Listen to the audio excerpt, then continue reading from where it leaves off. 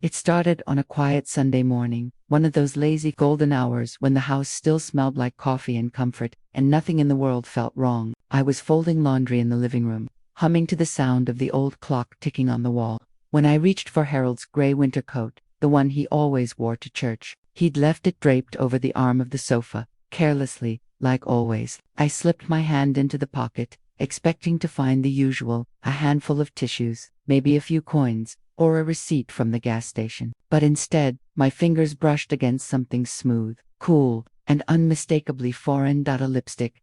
A deep, glossy red tube, elegant, the kind of color I hadn't worn in 20 years. For a second, I didn't breathe. I just stared at it, the sunlight glinting off the gold cap like a taunt. It didn't belong there. Not in Harold's pocket. Not in this house where everything had its place, and every secret I thought had long been told. I remember whispering to myself, there must be some explanation, because after 35 years of marriage, you don't jump to conclusions. You tell yourself maybe it fell there by mistake. Maybe it's old. Maybe it's mine. Maybe.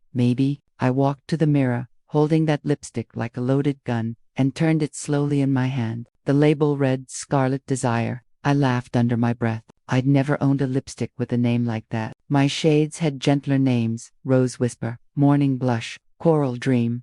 I was a soft pink woman in a world of red women. When Harold came home from his errands, I tried to act normal. I made him lunch, his favorite chicken salad, poured his tea just right, but that lipstick burned a hole in my pocket. My mind kept replaying the moment I found it, the weight of it, the audacity of it. Finally, I couldn't stand it anymore. As he sat at the table reading the newspaper, I laid the lipstick in front of him. He looked up, blinked once, and then, without missing a beat, said, "Oh, that's my sister's." His sister's. Just like that. As if finding another woman's lipstick in his pocket was the most natural thing in the world. I waited for him to elaborate, but he just took a sip of his tea and kept reading. His calmness was infuriating. It was too smooth, too ready. My heart thudded in my chest, and I asked quietly, "Your sister's?" "Yes," he said, not even looking up. "She borrowed my coat last week when it was cold. Remember? She probably left it there." I nodded, even though something inside me, a small, trembling thing, whispered, "That's not true. His sister lives 2 hours away, and she hasn't visited in months." But I said nothing. I smiled, picked up the lipstick, and placed it back on the table, next to his cup. He reached for it casually, slipped it into his pocket, and that was that. Conversation over.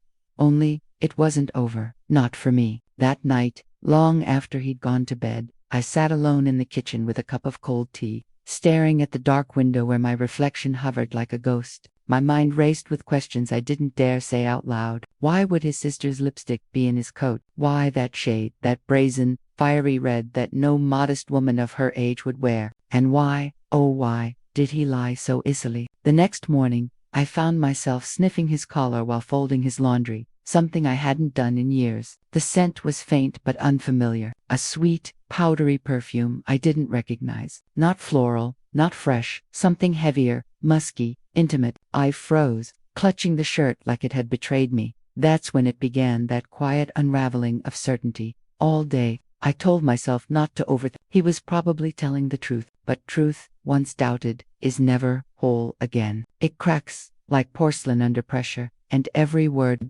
every gesture after that becomes suspicious. That evening, as he talked about his day, I caught myself studying him like a stranger. The way he avoided my eyes when I asked simple questions, the way he smiled just a little too fast, a little too rehearsed.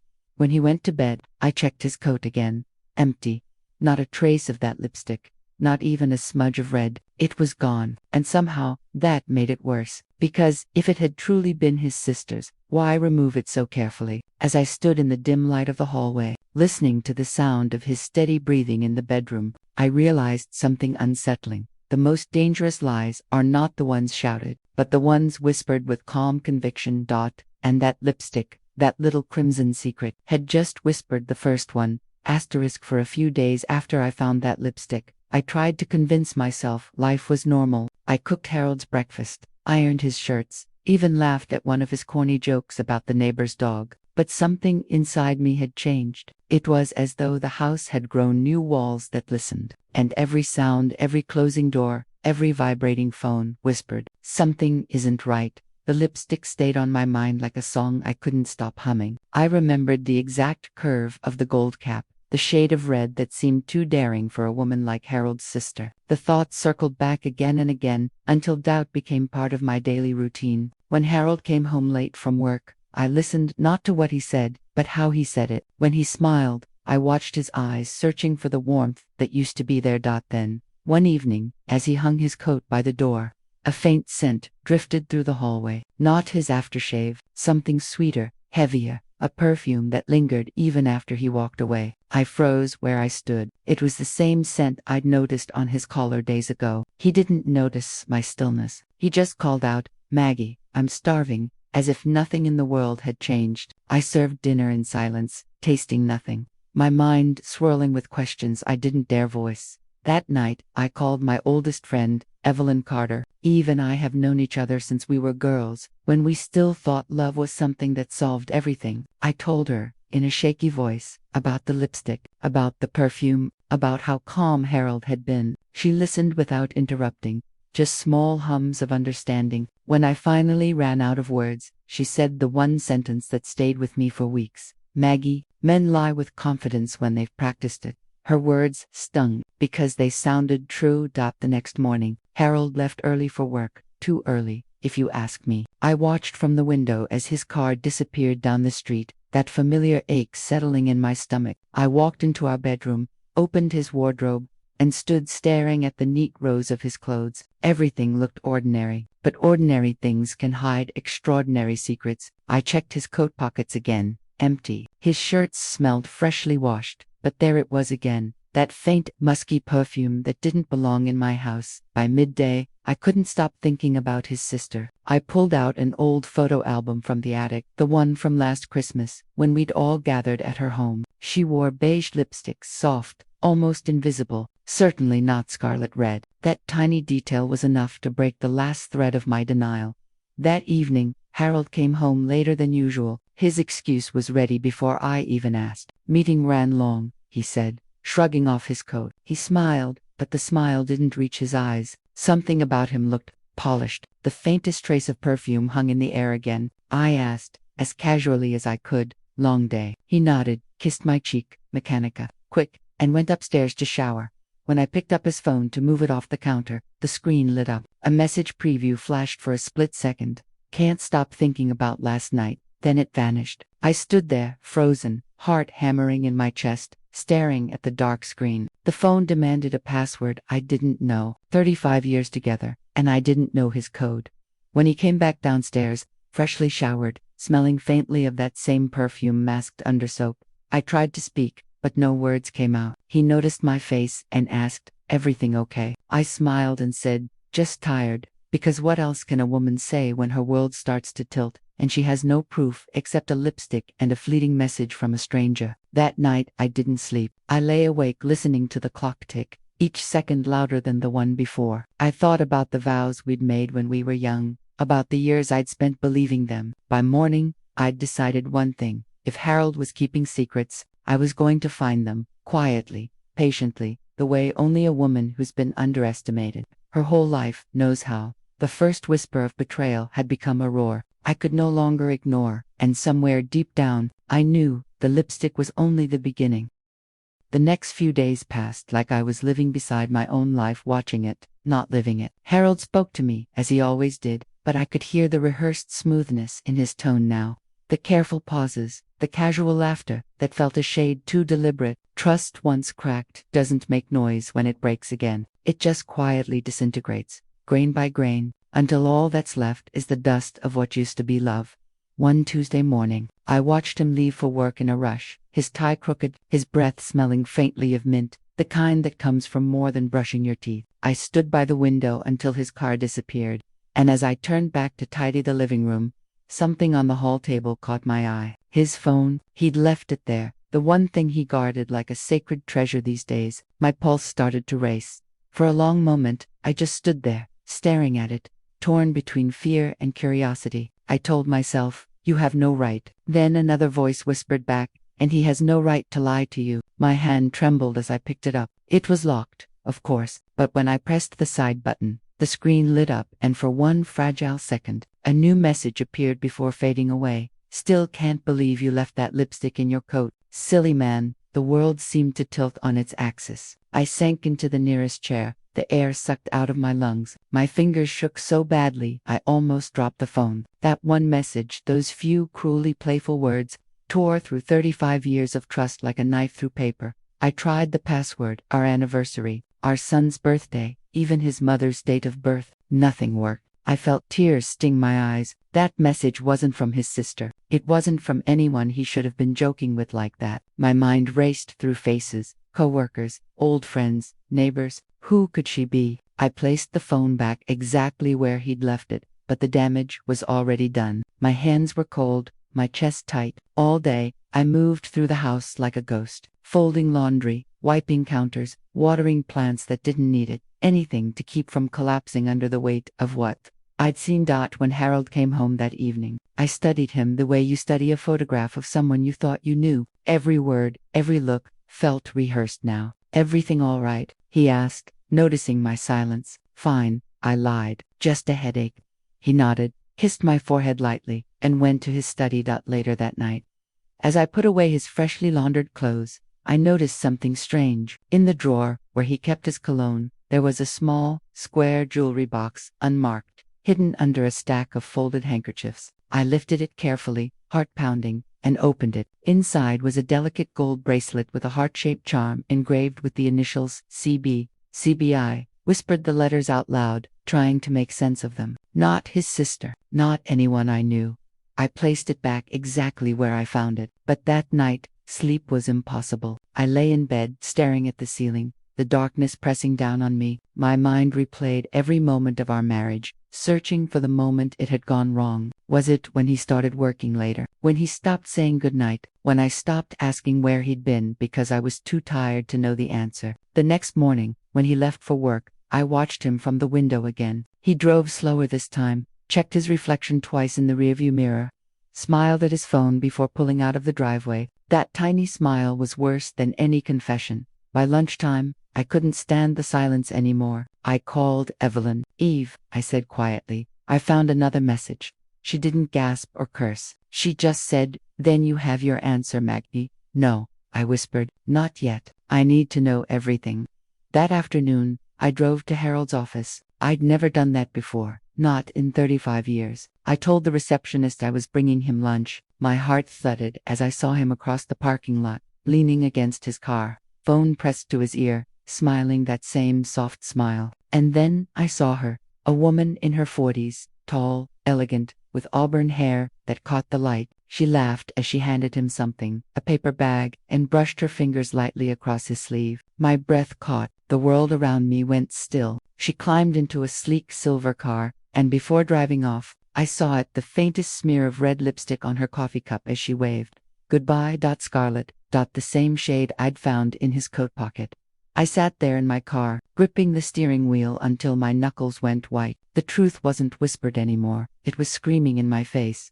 When Harold came home that evening, I was calm, too calm. He asked if something was wrong, and I said, "No, dear, everything's fine." Because sometimes, silence is the sharpest weapon. I needed him to think I still believed him. I needed time. Later, when he went to bed, I opened my vanity drawer to get my night cream, and there it was, sitting among my soft pink lipsticks and faded makeup brushes.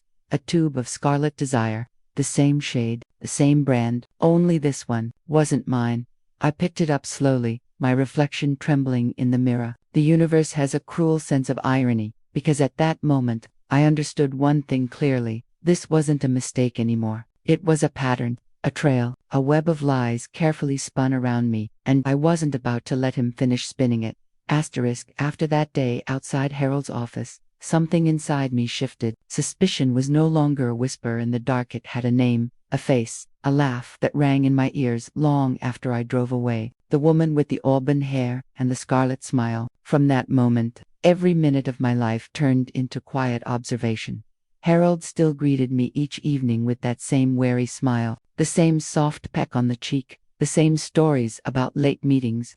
But once you know a performance is a performance, you can never unsee the stage lights. I began noticing every cue, the subtle cologne he'd never worn before, the crisp shirts that smelled faintly of someone else's perfume, the way he'd hum under his breath after working late. Happiness has a rhythm, and so does deceit. I'd learned the tune. I kept a small notebook hidden in the kitchen drawer where I used to store recipe cards. I didn't write paragraphs, only fragments. Tuesday, 9:15 p.m., text alert, smile. Thursday, new cup. Friday, missing credit card slip. Little breadcrumbs leading toward a truth I was preparing myself to face. One night, as we sat watching television, I noticed him glance at his phone and quickly turn the screen away. He chuckled softly, as if something delightful had just arrived in his pocket. Work message, he said, too fast. My lips curved into a polite smile. At 9 at night, you must be very dedicated. He laughed again, but there was a flicker of unease in his eyes. I stored that look away like evidence in a secret drawer inside my mind.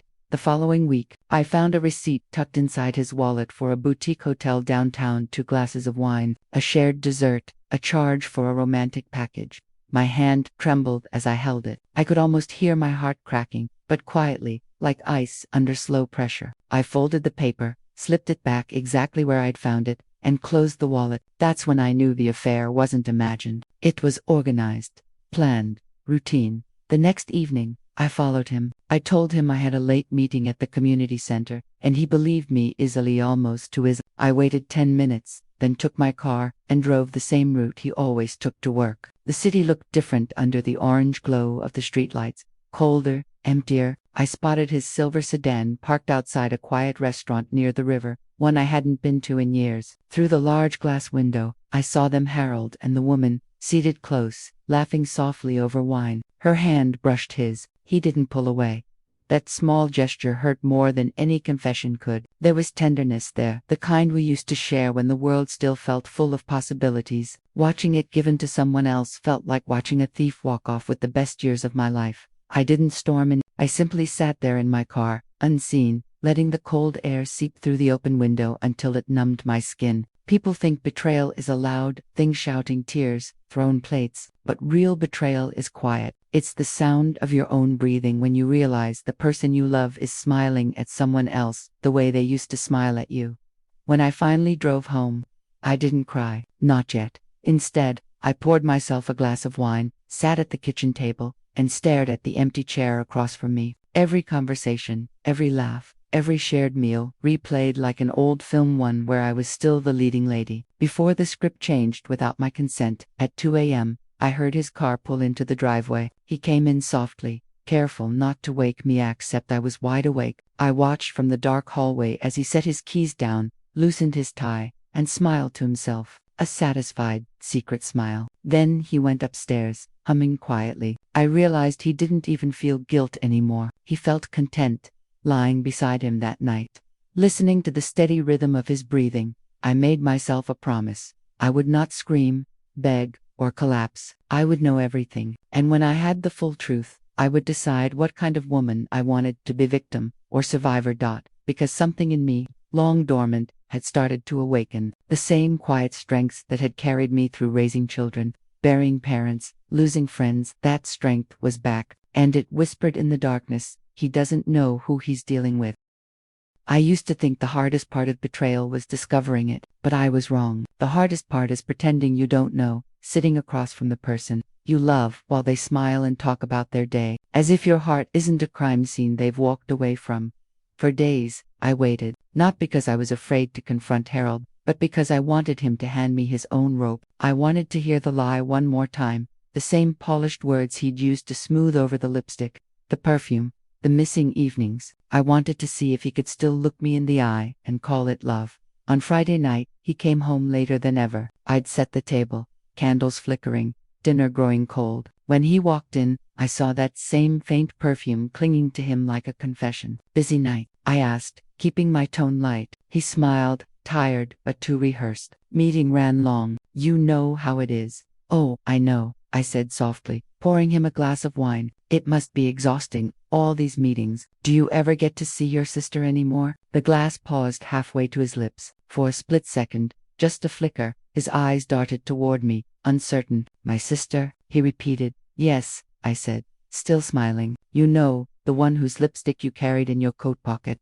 He laughed, a little too quickly. Oh, Maggie, that again. I told you, it was hers. You really can't let that go, can you? I leaned back in my chair, studying him the way a detective studies a suspect, calm, calculating, waiting for the cracks to show. You're right, I said slowly. I should let it go. After all, it's only been, 3 weeks since I saw your sister wearing that exact lipstick while she brushed your sleeve outside the riverfront restaurant. The color drained from his face. The mask slipped. Just a second, but I saw it. His lips parted. No words came out. Then, like a well-trained actor recovering his line, he forced a chuckle. You've got it wrong, Maggie. That was Clara. You remember Clara Bennett? She works in accounting. She's been helping me with a client project. Clara, I repeated, tasting the name like something bitter. The same Clara who calls you silly man in her messages. The same one whose initials are engraved on the bracelet you keep hidden in your drawer. Silence. The kind that doesn't need to be loud to be deafening.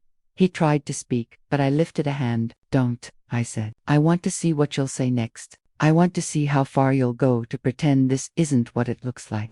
His jaw clenched. Then came the oldest trick in the book, the sigh, the lowered voice, the performance of regret. Maggie, it's not what you think. She's just a friend. I was trying to help her through a hard time. She's divorced, lonely.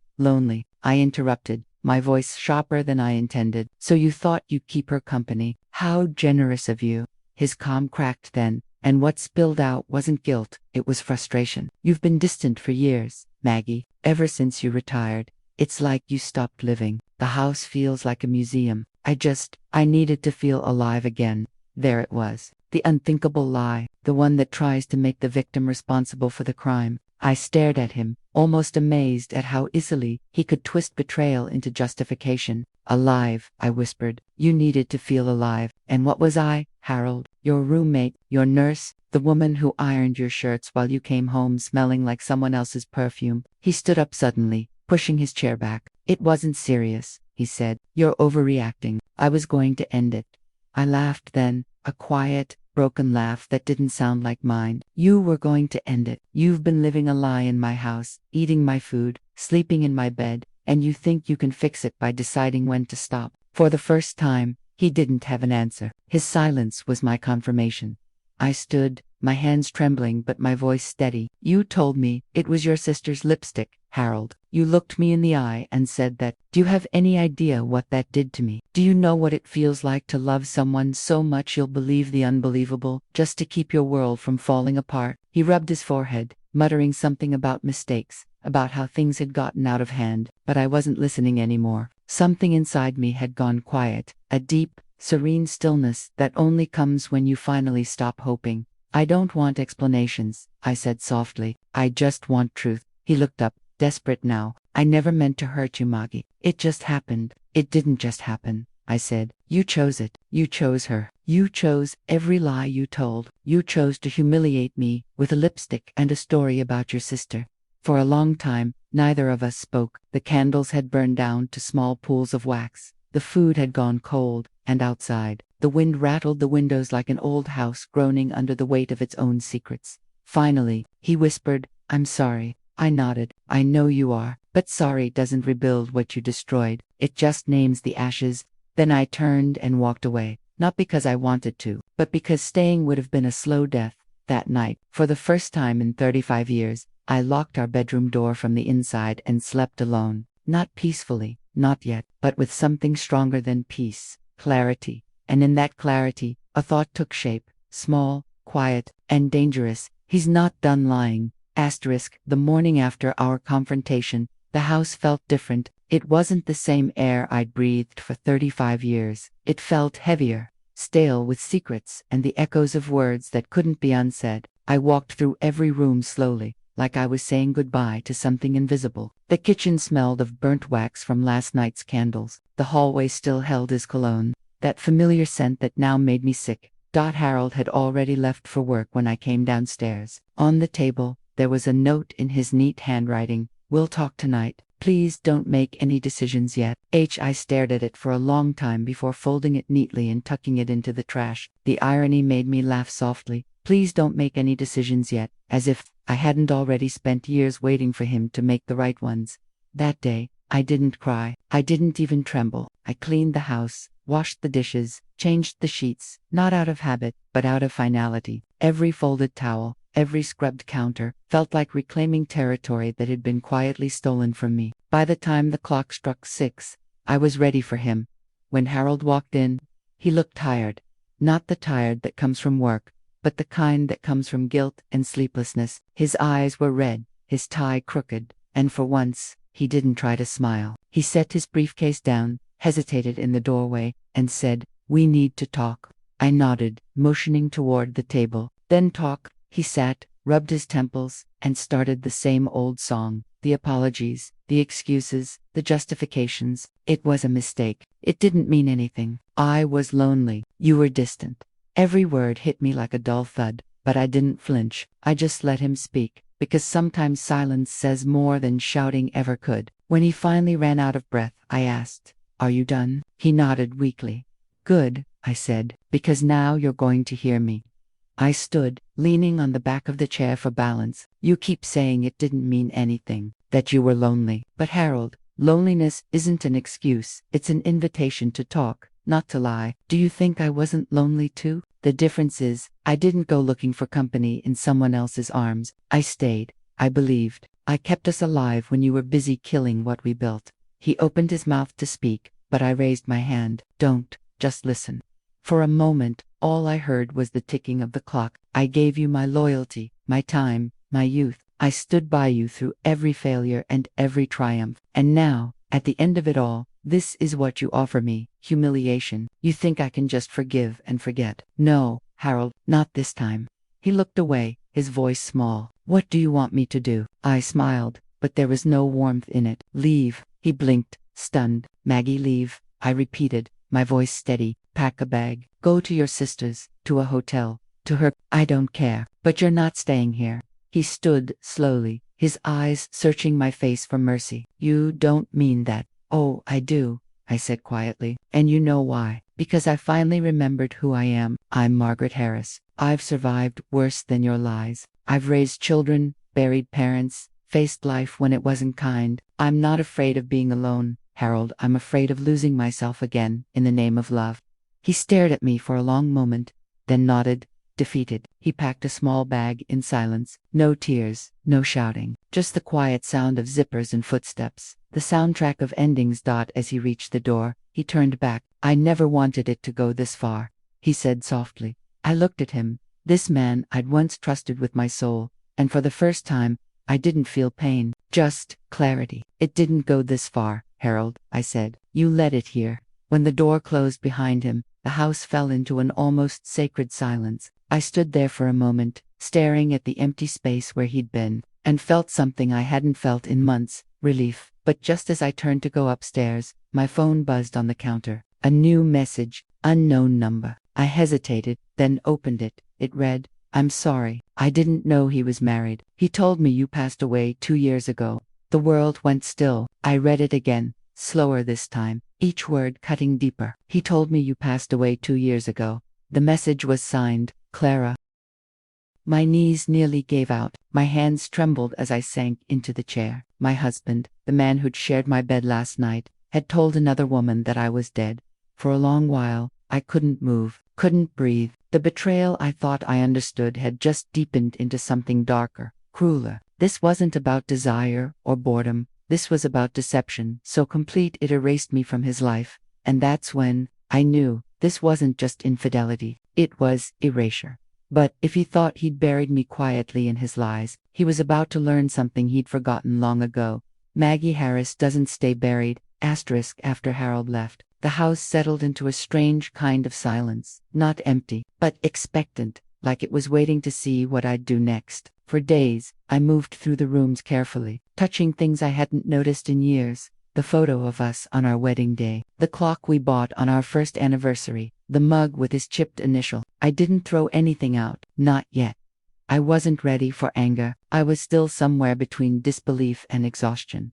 The morning after Clara's message, I sat at the kitchen table, staring at my phone. The message glowed on the screen, that single sentence burning into me. "He told me you passed away 2 years ago." I reread it over and over, each time feeling something new: shock, sadness, humiliation, but also curiosity. Why had she written to me? What did she really know? By noon, my hands stopped shaking enough to type a reply. This is Margaret Harris. I'm very much alive. Maybe we should talk, she answered almost instantly. Please. I had no idea. I swear. That afternoon, we met at a small cafe near the river, neutral ground. I almost didn't recognize her at first. In the daylight, Clara looked different, softer, nervous, nothing like the woman I'd imagined. She stood as I entered, her face pale and strained. Mrs. Harris, she asked. I nodded, and we sat.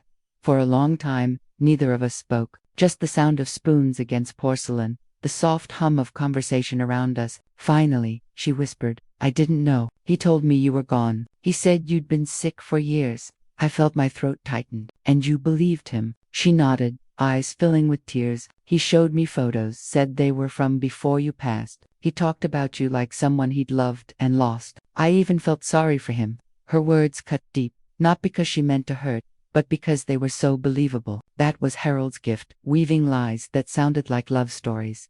I listened quietly as she told me how it began, the late nights at the office, the casual dinners, the sympathy that turned into something else. The first time he kissed her, he'd said he hadn't felt alive in years. She thought she was rescuing a broken man. She didn't realize she was feeding the same emptiness that had devoured me. When she finished, we sat in silence again. Then I said softly, he made fools of us both. She looked down at her hands. I'm sorry. I know, I said, and I don't hate you. You didn't steal him. He gave himself away. Her eyes widened, surprised by my calm, but there was nothing left to rage against. The storm had already passed, and what remained was the quiet work of rebuilding. We talked for nearly 2 hours. By the time we left, I felt lighter, not happy, but cleansed, like someone who had finally stepped out of a long, dark tunnel and could see daylight again. That evening, I went home, made myself tea, and sat on the porch, watching the sunset. The world looked unchanged.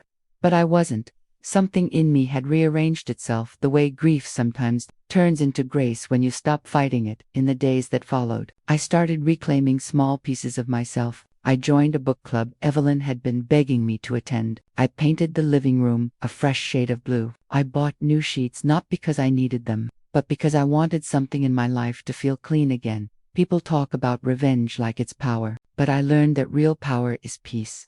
The kind that comes when you stop letting someone else's lies define you. One afternoon, I received another message from Clara, just 3 words this time. He called me. I stared at the screen, then typed back, you know what to do. She didn't reply, and she didn't have to. Some lessons we have to finish on our own. That night, as I brushed my hair before bed, I looked at my reflection in the mirror. The woman staring back at me wasn't broken. Her eyes were steadier, her mouth softer, but her spirit, oh, her spirit, it was stronger than ever. I whispered to her, you made it, Maggie. And for the first time in a long time, I believed it. It's strange how healing rarely announces itself. There isn't a moment when the pain vanishes. It just begins to fade, quietly, like dusk slipping into night. Weeks passed before I realized I could make a cup of tea without thinking of him, walk into our bedroom without feeling the hollow echo of what used to be, or sleep without waiting for the sound of his key in the door. The lipstick still sat in my dresser drawer, where I'd placed it the day I found it, that first terrible clue that my life was about to change. I used to think of it as a weapon, then a wound. Now it was something else, a reminder of how easily we can ignore our instincts in the name of love. One evening, when the sky turned a quiet shade of lavender, I opened the drawer and took it out. The gold tube still gleamed under the light, defiant and beautiful. I turned it in my hands, remembering every tear it had cost me, every truth it had uncovered. Then I went outside, to the little garden Harold once promised to build a bench in but never did. I lit a small match, dropped it into a tin pail, and watched as the flame curled around that scarlet stick. For a moment, it seemed to fight back. Then it melted away, leaving behind nothing but smoke and a faint, sweet scent of wax. I whispered, goodbye, not to him, but to the part of me that once needed his lies to feel loved. After that night, I didn't talk about Harold much. People asked, and I'd smile softly, saying, some stories end before we realize they've finished. Eve and I started taking morning walks together, gossiping about the neighbors, laughing at things that didn't matter. Life returned in tiny, beautiful fragments, the smell of rain on the porch, the taste of strong coffee, the thrill of choosing new curtains without asking anyone's opinion. One day, Clara sent me a short message. He's gone. Moved to another city. I'm sorry again. I stared at it, then deleted it. I didn't need closure from him. I already had my own. Sometimes, late at night, I still think about the woman I was before all this. The one who believed love was a safety net. Now I know better. Love isn't meant to keep you from falling. It's meant to give you wings when you do. As I sit here, years later, I find peace in the smallest things. The soft ticking of that same old clock, the warmth of sunlight on the table, the sound of my own quiet laughter. I no longer ask why he lied or how he could. The answers wouldn't change anything. What matters is that I survived it, not bitter, not broken, but wiser. Because the truth is, sometimes the end of a story isn't tragedy at all. Sometimes it's simply freedom in disguise. He once told me that lipstick belonged to his sister, and maybe, in a way, it did, because that lie gave birth to the woman I was always meant to become. So if you're listening to this and you've ever found your own lipstick in the pocket moment, whatever form it takes, remember this: pain may visit, but dignity, once claimed, never leaves. What would you have done if it were you?